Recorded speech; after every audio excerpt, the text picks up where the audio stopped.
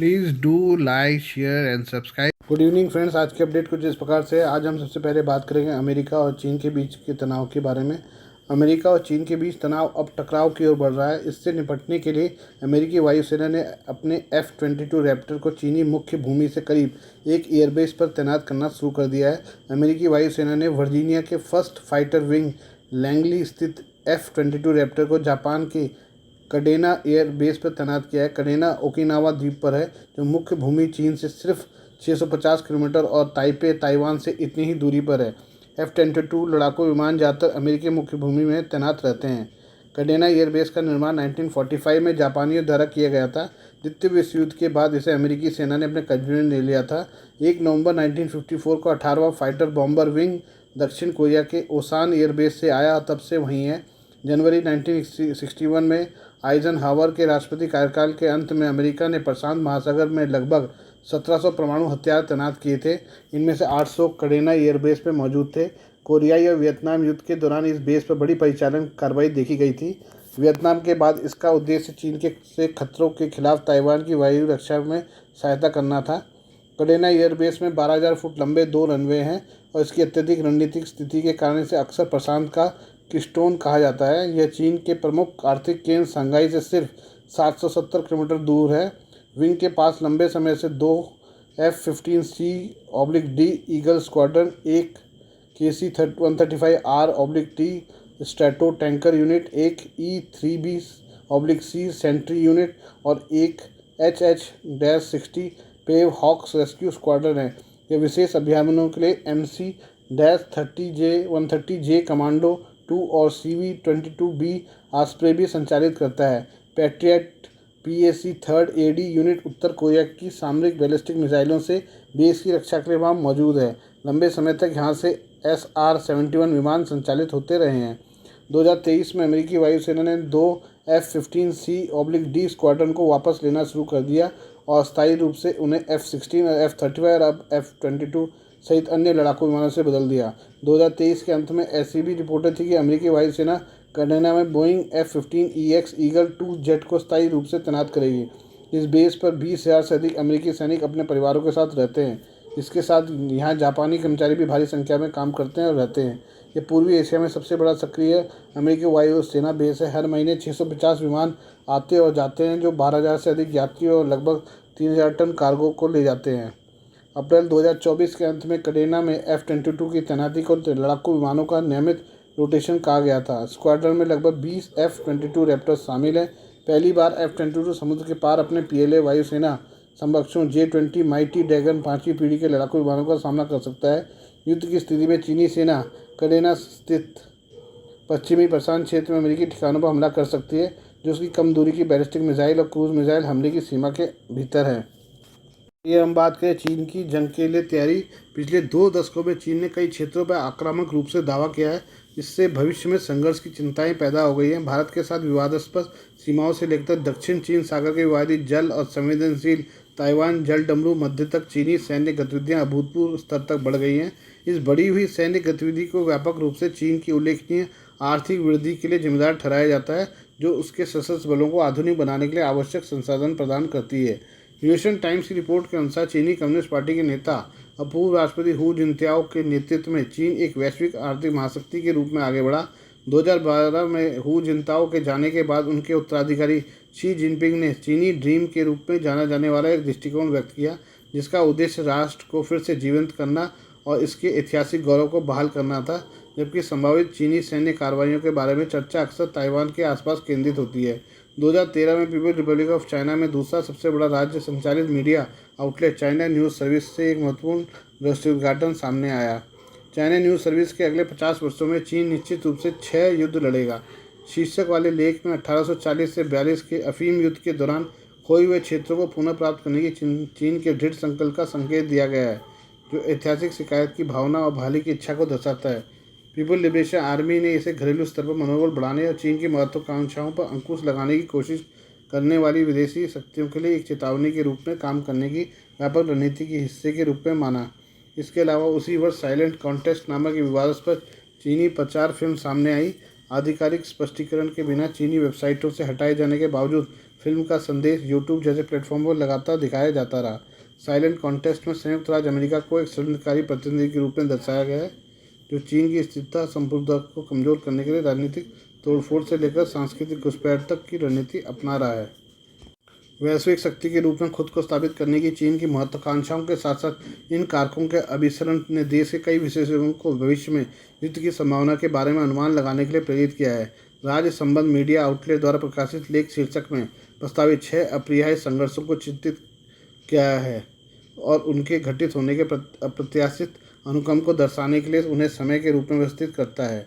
लेख बताता है कि ताइवान जलडमरू मध्य के दोनों किनारों के बीच स्थिरता के बावजूद ताइवान प्रशासन से एकीकरण के शांतिपूर्ण समाधान की कोई भी उम्मीद, चाहे वह चीनी राष्ट्रवादी पार्टी हो या डेमोक्रेटिक प्रोग्रेसिव पार्टी, अवास्तविक है। शांतिपूर्ण एकीकरण का प्रयास ताइवान के हितों के अनुरूप नहीं है, खासकर चुनाव अवधि के दौरान। लेखक के अनुसार ताइवान की रणनीति यथास्थिति बनाए रखने की है, जो दोनों राजनीतिक दलों को बातचीत में अधिक लाभ प्रदान करके लाभान्वित करती है। ताइवान की स्वतंत्रता की बात औपचारिक घोषणा की तुलना में अधिक बयानबाजी है, जबकि एकीकरण को एक गंभीर कार्रवाई के बजाय बातचीत बिंदु के रूप में माना जाता है। यह स्थिति चीन के लिए चिंता पैदा करती है, क्योंकि वह ताइवान को दूसरों के लिए चीन से रियायतें हासिल करने का एक अवसर मानता है। चाइना न्यूज़ लेखक ने शांतिपूर्ण एकीकरण या बलदार एकीकरण पर वोट करने के लिए 2020 तक ताइवान में जनमत संग्रह कराने का प्रस्ताव रखा, यह अनुमान लगाते हुए कि परिणाम संभवतः युद्ध होगा।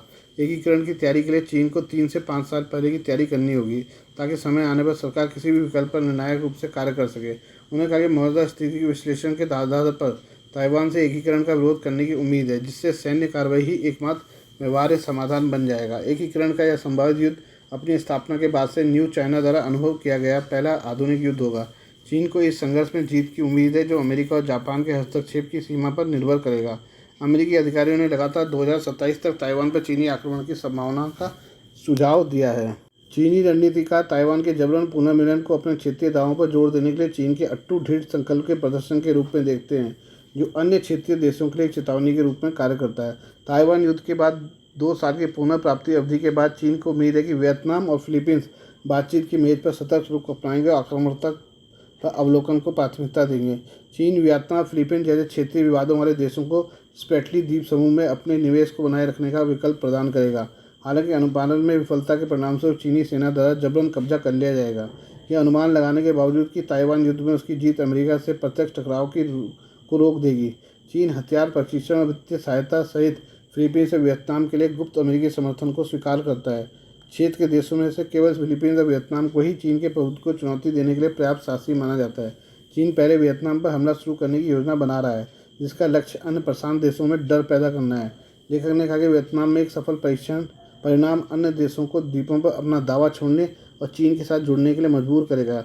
इसके अतिरिक्त यह जीत चीनी नौसेना को प्रशांत महासागर में प्रतिबंधित मार्ग प्रदान करेगी। चीन ने फिलहाल दक्षिण चीन सागर में खासकर सेकंड थॉमस सोल के आसपास फिलीपींस को परेशान करना शुरू कर दिया है।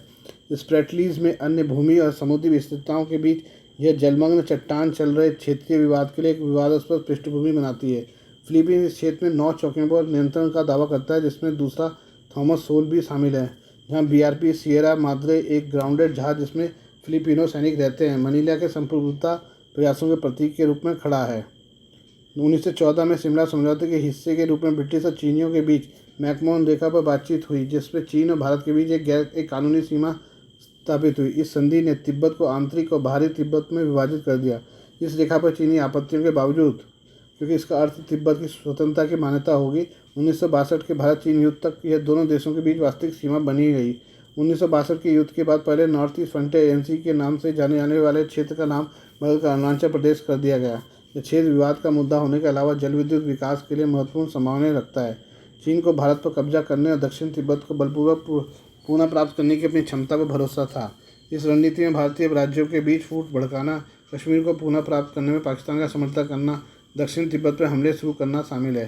चीनी अनुमानों के अनुसार अप्रत्याशित परिणाम अमेरिका, यूरोप और रूस के साथ साथ वैश्विक शक्ति के रूप में चीन की स्थिति को मजबूत करेगा। चीनी लेख के जवाब में सेवानिवृत्त भारतीय सैन्य अधिकारी मेजर जनरल पीके चक्रवर्ती ने 2013 में पूर्वोत्तर भारत के कुछ हिस्सों में निम्न स्तरीय विद्रोह को संबोधित करने के लिए त्वरित कार्रवाई के महत्व पर जोर दिया। इसमें बुनियादी ढांचे के विकास और आर्थिक एकीकरण के साथ साथ बांग्लादेश जैसे पड़ोसी देशों से संबंधों में सुधार भी शामिल है। लेखक का अनुमान है कि 21वीं सदी के मध्य तक चीन 2 जापानी द्वीप श्रृंखलाओं, शिनकाकु द्वीप समूह जिसमें चीन डियाओ द्वीप समूह के रूप में भी जाना जाता है और रयुकु जिसे नानसेई द्वीप समूह के नाम से भी जाना जाता है, पर अपना दावा जताएगा। लेखक ने जापान पर रयुकु द्वीप को प्राचीन जापानी क्षेत्र के हिस्से के रूप में चित्रित करके गलत सूचना को बढ़ावा देने का आरोप लगाया है। चीन का तर्क है कि इन द्वीप श्रृंखलाओं का चीन के साथ जागीरदार राज्यों के रूप में प्राचीन संबंध है, लेकिन वर्तमान में जापानी और अमेरिकी ओकिनावा में आधार की उपस्थिति को देखते हुए कब्जे में है। ये पूर्वी चीन सागर में जापान की मध्य रेखा के चित्रण को चुनौती देते हैं और क्षेत्र में इसकी वैधता पर सवाल उठाते हैं। चीन की बढ़ती सैन्य क्षमताओं, बढ़ते वैश्विक प्रभाव के साथ लेकर इन द्वीपों को पुनः प्राप्त करने के लिए एक सक्रिय कदम की भविष्यवाणी करता है। उसका अनुमान है कि कमजोर संयुक्त राज्य अमेरिका अप्रभावी रूप से ही सही जापान से के पीछे अपना समर्थन छोड़ देगा। इस बीच यूरोप और रूस के तटस्थ रुख बनाए रखने का अनुमान है। इस परिदृश्य में लेखक 6 महीने के भीतर चीन के लिए एक त्वरित और निर्णायक जीत की कल्पना करता है, जो उसके क्षेत्रीय दावों को मजबूत कर क्षेत्र पर उसका दावा करेगा। 2013 में जिस परिदृश्य की भविष्यवाणी की गई थी वो आज भी महत्वपूर्ण प्रासंगिकता रखती है, क्योंकि चीन जापान को अपनी क्षेत्रीय महत्वाकांक्षाओं के लिए एक बड़ी बाधा मानता है। जापान के संबंध में ताइवान के रणनीतिक महत्व को पीपल्स लिबरेशन आर्मी के जापानी एयर डिफेंस फोर्स एक प्रशिक्षण मैनुअल द्वारा भी रेखांकित किया गया है। मैनुअल में अस्पष्टता के लिए कोई जगह नहीं छोड़ी गई है, जिसमें इस बात पर जोर दिया कि बीजिंग मुख्य भूमि चीन के साथ ताइवान के पुनर्मिलन को कैसे महत्वपूर्ण मानता है। चीन की विस्तारवादी महत्वाकांक्षाओं के संभावित लक्ष्यों की सूची में मंगोलिया अगला है। चीनी लेखक ने दावा किया है कि मंगोलिया, जिसे बाहरी मंगोलिया कहा जाता है, उसके क्षेत्र का एक अभिन्न अंग है, जो आंतरिक मंगोलिया के स्वायत्त क्षेत्र के रूप में जाने वाले चीनी प्रांत से अलग है। ऐतिहासिक दावों के बावजूद, जिसमें 1600 के दशक में चीनी शासन की अवधि और प्राचीन काल में चीन पर मंगोल प्रभुत्व शामिल है, चीन मंगोलिया पर अपना क्षेत्रीय दावा बरकरार रखता है। शीत युद्ध के दौर में चीन सोवियत विभाजन के बाद से दोनों देशों के बीच संबंधों में हालिया गिरावट के बावजूद चीनी लेखक ने रूस को संभावित भविष्य के लक्ष्य के रूप में शामिल करने के लिए अपने विश्लेषण का विस्तार किया है। हालांकि राजनयिक संबंधों में सुधार हुआ है, लेकिन गहरा अविश्वास कायम है, जो चीन की इस धारणा से प्रेरित है कि रूस ने बड़े पैमाने पर भूमि पर कब्जा कर लिया है, जो ऐतिहासिक रूप से किंग राजवंश के बाद से चीन की है।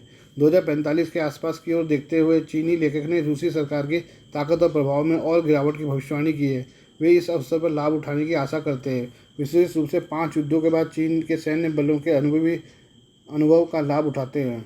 लेखक रूस के साथ संघर्ष की अनिवार्यता पर जोर देते हैं, यदि आवश्यक हो तो परमाणु हथियारों का सहारा लेने की तैयारी पर जोर देता है, विशेष रूप से एक निवारक हमले के माध्यम से रूस के परमाणु शस्त्रागार को बेअसर करने के लिए। उनका अनुमान है कि एक बार जब रूसी परमाणु संपत्ति निष्प्रभावी हो जाएगी तो रूस मान लेगा और विवादित क्षेत्र को चीन को छोड़ देगा, जबकि यूक्रेन युद्ध जैसे संघर्षों में शामिल होने के कारण रूसी सेना की शक्ति में कमी आई है। चीन के साथ उसका गठबंधन उल्लेखनीय रूप से मजबूत हुआ है, हालांकि ऐसे परिदृश्य का एहसास अनिश्चित बना हुआ है जो कई भू राजनीतिक पर निर्भर है। आज के लिए बस इतना ही, बाकी मिलते हैं कल आपसे नई खबरों के साथ। धन्यवाद।